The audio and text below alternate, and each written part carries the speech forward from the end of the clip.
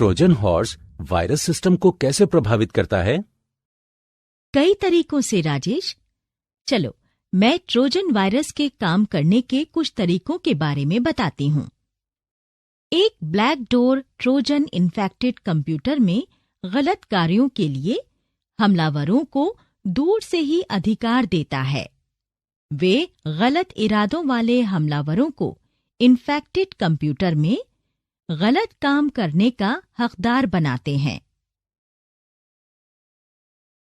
वो फाइल्स को भेज या प्राप्त, मिटा और शुरू कर सकते हैं, डेटा प्रदर्शित और कंप्यूटर को रीबूट कर सकते हैं।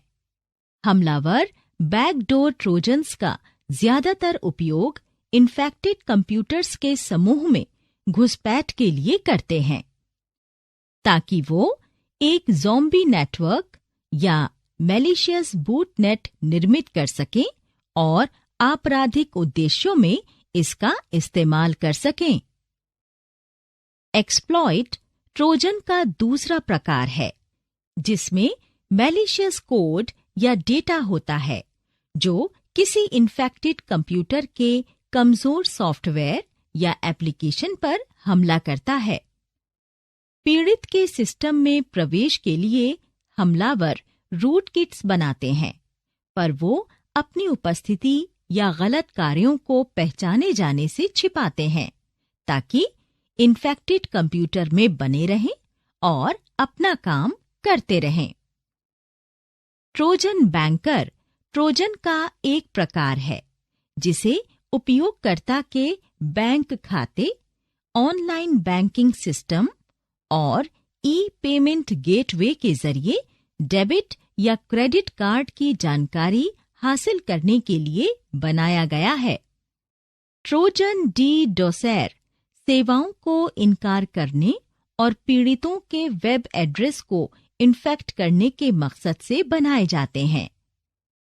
मालवेयर प्रोग्राम पीड़ित के इन्फेक्टेड कंप्यूटर से कई फॉर्म भेजता है और दूसरे कई इन्फेक्टेड कंप्यूटर्स को मिलाकर एक नेटवर्क बनाता है और हमलावरों को पूरी ताकत के साथ लक्ष्य वाले एड्रेस तक पहुंचाता है, उनके इनकार के बावजूद भी।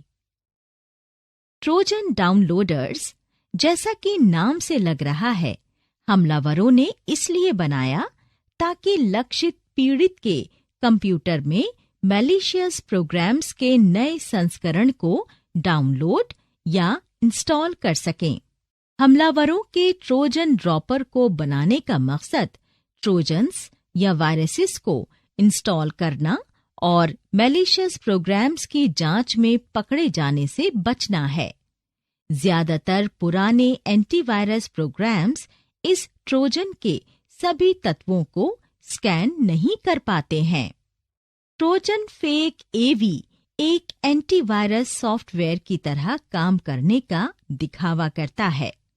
साइबर चोर लक्षित उपयोगकर्ता से पैसे हासिल करने के लिए इनको विकसित करते हैं और बदले में वो खतरों की पहचान करने और उन्हें हटाने का दिखावा करते हैं, पर वो खतरे असल में होते ही नहीं हैं।